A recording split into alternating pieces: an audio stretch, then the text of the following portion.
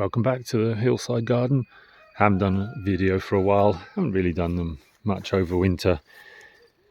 Too much going on, to be honest. But I thought I'd do a quick little tour around. We're into spring. We've just had a rain and it all looks kind of lush, or some might say overgrown. But we've not actually had really any rain at all. This is like the first decent rain in weeks. It's pretty bad. But anyway, let's have a quick look around. My vineyard is a bit of a mess. I'm doing some stuff here. I'm trying to change things around. I'm getting rid of some of the vines.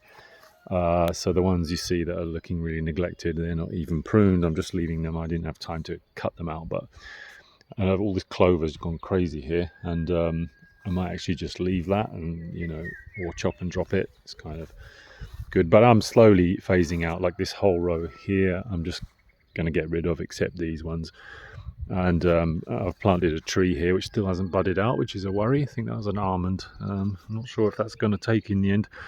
I'm making more of it's going to be more food foresty than a vineyard. I'm sick of the vineyard, I've said in a few videos, and I've put some pear trees up the top there. You can't really see them, but oops, it just focused on my hand. So this will be more like a vineyard, well, like a food forest interspersed with vines, I hope, and maybe the vines will grow up the trees, and it'll just look more organic, because I'm done with like a classic vineyard. I don't want that. What's going on? Strawberries all growing under here, and some all this sort of ground cover now under these quince trees is really kind of taking off. You can't really see it, of course, now, but there's like a hosta growing there, and there's tons of strawberries which aren't really, maybe there's too much shade, and only the ones that are kind of emerging into the sun are really producing any strawberries. So that's something to bear in mind. We need more sun. There's another hosta. I planted a few hostas around, got hold of some. Around the back of the compost there's this hazelnut struggling to get up, and it will eventually. And these black currants are growing, but doesn't seem to be much fruit on them. I think fruit's going to be a problem again this year. Just the lack of rain. The harvests are just not looking amazing. This apple tree, its days are definitely numbered. It's not produced any apples for us really in the 6 or 7 years we've been here. So this year I am going to start grafting it over, and there I've grafted 3 of a new variety on there, and they've taken, I'm pleased to say, because my success with graftings have been a bit mixed. And as those take, I'm going to gradually cut off branches and maybe graft more onto these, because it's a shame to lose this. I don't want to lose this central structure. It's kind of nice. But I've done a lot of grafting around the garden, and we'll see if we can see any more examples of it. In there somewhere is the asparagus. You can't see it, of course. This is the problem with being so hands-off. Things just get out of hand. And we're still, I'm still trying to figure out how to sort of deal with all this. I let this asparagus grow already. Maybe I shouldn't have done. I should have taken some more spears. Can't see any more. Oh, there's a spear. Oh, let's have a little spear. See, they're all in the grass there. I think I'll take that one. I'm not going to take too many more this year, as they're still not. There's still a bit of. I think they could be a bit more developed. I don't want to stunt their growth. What else have we got? Right, let's head over this way, because over here I've done some more grafting. That one's not taken. This one has taken. See, these are wild plums that have come up from this tree. So this is just wild rootstock. I don't know what it would grow into, but I've started grafting some good variety of plums on there, on various. Well, this is plum. See, there's loads of these dotted around, and they're quite dense. And at some point I might need to replant them. Well, that one's getting quite big, or I might just leave them, in a grove like this. This one's done really well. That's that's like my best graft ever, I've got to say. And that is, I think that's another plum because I didn't mark it. If I didn't mark it, it means it's probably a plum. Here's another cherry. This is a cherry. Okay, I've grafted cherry onto plum rootstock. Some people say it's maybe not a great idea, but we'll see. It works. It's just that it can become quite sort of unstable, and the cherry can outgrow the plum or whatever, and it just ends up breaking or something. But yeah, just experimenting. It costs nothing. See, everything's looking very jungle-like and lush. Actually, I do need to go through here with a trimmer at some point and just sort of mark out some paths. It's getting a bit crazy. And it's just some things I've done here. That is a wild blackberry. Now, some people say I'm absolutely crazy planting wild blackberry in my garden. There's another one there. It's a little bit hidden, but it'll be okay. But firstly, I like blackberries. I want blackberries. Wild blackberries are the tastiest, in my opinion. And I've got plenty of space in the garden.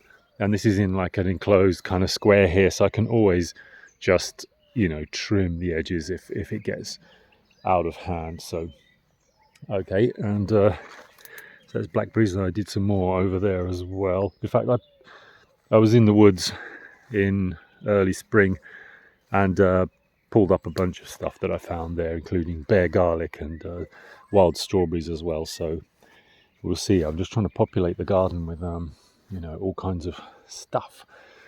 And this is coming up like crazy. This is Jerusalem artichoke. I never planted it here. I swear I never planted it here. But it's coming up, and I guess I'll just leave it. We didn't eat any last winter.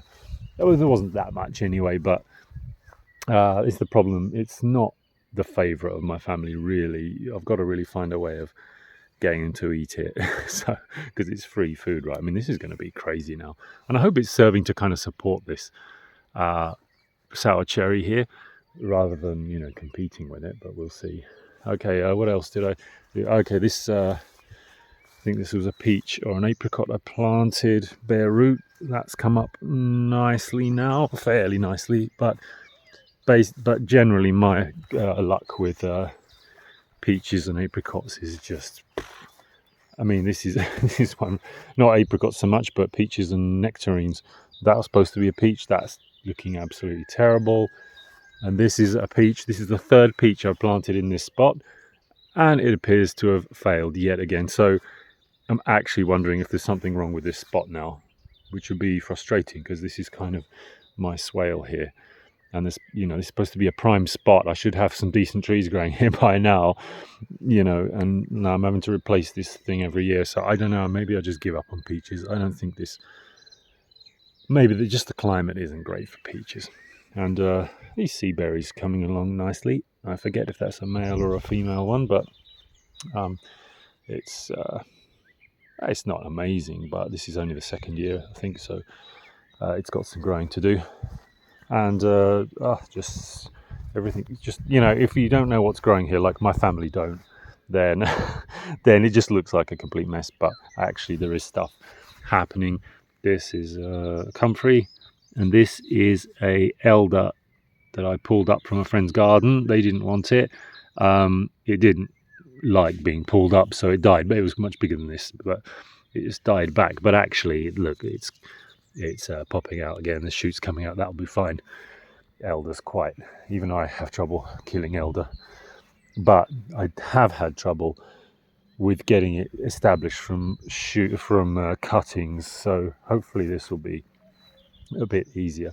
This is another graft attempt that did fail. I was grafting a decent variety of cherry from this tree onto this. I don't even know if that's a runner or a seedling, but anyway, it didn't take.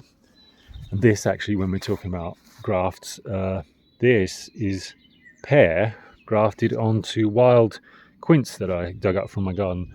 So I was kind of changing my attitude. When I get self-seeded trees popping up everywhere, like plums especially, they're really prolific.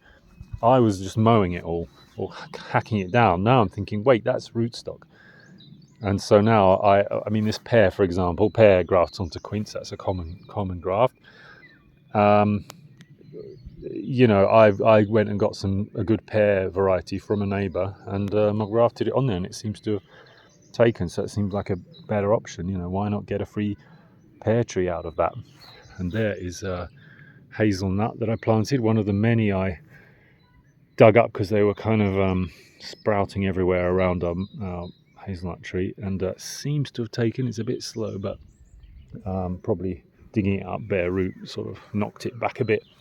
And this is just a jungle in here, but I mean, this weed is kind of annoying because it outcompetes everything else and just makes things really scrappy in there. But actually, there's all kinds of stuff growing in there, like, which I won't show you now, but black currants and whatnot. And here I've put a new grape variety. So even though I'm getting rid of my grapes, I thought it'd be cool to kind of put some in here somewhere so it can grow up these trees and stuff. So it'll be more, part of the food forest rather than just sitting there in a typical classic vineyard. And these kind of swales I dug along here and along here, still looking a bit ugly, but they'll all have grown up soon. And there's all kinds of things I planted in there because in our very dry climate, it's quite okay, I think, to plant in swales. It's never going to get waterlogged in there, and I think things are going to do well. And I should have done that before, really. I think I've even got some pumpkins planted in there. Hopefully, that I'll have some pumpkins this year because we've struggled with those. I see more juice, some artichokes. It looks like they're just going to overtake the garden, and there's not much I can do. Oh well. And here's another little hazelnut, and I mean, here again, these weeds are kind of taken over, but got some rhubarb in there, which is doing nicely. Planted from crowns this year, and there's some kind of black currant, I think, and so that's coming up. Some of these figs that I dotted around are still not coming up. I'm not seeing any growth, which is weird because those are like, I pulled those up in winter, together with a good bunch of roots. There's no way that won't take because figs like that. But I think if I scrape the bark, oh, it's still green under there. I think it's just taking its sweet time, Here's my black locust, which I've allowed to sort of come spring up next to this apple, and the flowers have finished. It's the first time it's flowered, but I was really pleased with that. Lots of bees on there. The bees love the black locust, and the thing is, we'll be getting pods now, and it'll be seeding everywhere, but it's okay. I think it's manageable, and I'm using it for chop and drop and putting it all around here. I think it's going to be good. In here, I planted. Again, there's loads of wild strawberries popping up everywhere. There's more black currant that I planted, and I think this was. I know that's actually one I bought. There's several others in there. Some of them are like when I bought them, they said, right, you cut the top off, down to like a few nodes. That's how that was their instruction. But the top that I snipped off, I also stuck in the ground. Yeah, there it is. I stuck in the ground. That's the top of this one, and that's also taken root. So, prunings of that sort of thing is worth just sticking in the ground. More rhubarb, a different variety. I forget which. I left the label there just for temporarily. It's either red champagne or Mira, but I'm not sure which one. So I'm just leaving it there so I can refer to it. Hopefully, I'll learn what variety it is. And this is another apple tree that's nothing amazing, and so I've also grafted onto this, and I've got 2 grafts taking. So again, I'm going to gradually cut branches off here. Thing is, this tree is providing shade, right? And so I don't want to just cut it back straight away. I want this to fill out a bit first, and then I'll gradually cut it off, and it should be an okay way of doing things. And what else? Well, we've still got this walnut tree, which I haven't dealt with. I mean, that needs all to be cut down.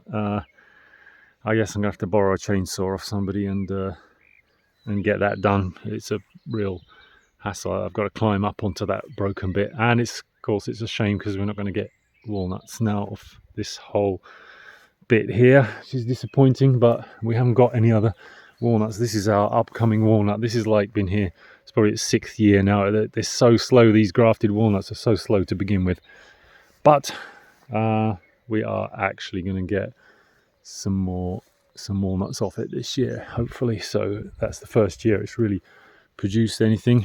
And this is a seedling walnut, which I keep meaning to graft onto, but the grafts don't seem to take. I think walnut's a little bit tricky to graft, or at least it is for me. And this one's like 7 years from seed, so yeah, they take a while to get going, walnuts, I think.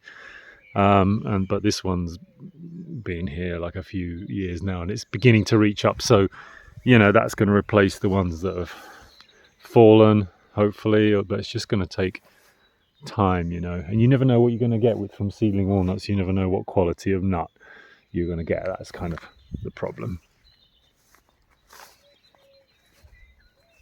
Anyway, just enjoying the sounds of nature, and let's see, a few other things around here. So yeah, there's a lot of what you'd call weed. And I do need to come through and kind of do something about it, chop and drop some of it.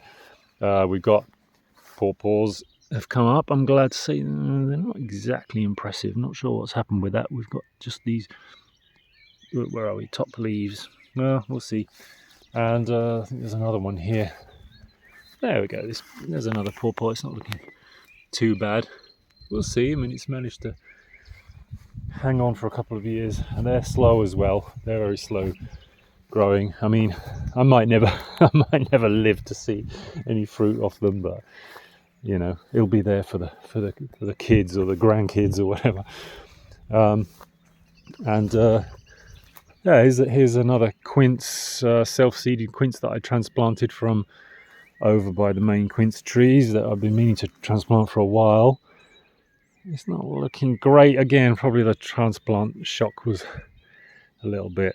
See, this one's actually flowered though. I think I'm just going to pick that off. We don't want it. Oh, that would have fallen off anyway. We don't want it growing quince this year. And I tried to graft pear on there, and well, some you win, some you lose. But generally, my success rate with grafting, I'm pretty pleased with on the whole. Still hoping honeyberry's going to do something, but it's very slow growing. Although all this slow growing is partly the fact of our lack of water. I mean, things just grow better when they got water, right? I mean, they can survive drought. You could say, well, all these trees are resilient to drought. I mean, look, most of them are doing fine, but if they had more water, growth would be a whole lot better. I mean, these chestnut trees, this is like its 6th or 7th year now, and that was a small seedling, so that's pretty good. This one's its like twin brother. Where is it? Brother or sister? Not genetically. Actually, they're a couple. They're supposed to pollinate each other. We'll see. That one seems to be flowering again this year. This one I haven't seen flower yet, so I don't know. We'll see. And this sea berry is probably our best one, but I think it's a male. I forget now. I looked at the you can tell from the buds when it's still budding, but now I don't think I could tell anymore. And yeah, I don't think I'll go on anymore. There's tons of other stuff going on, like these strawberries, which I'll let grow for another day or two, but I think I'll leave it at that, and then hopefully come and fill you in on some projects once they start going. I hope your food forests and your other projects are coming along, and I wish you every success this year. Please wish more rain for us here, because this is only a fraction of what we need right now.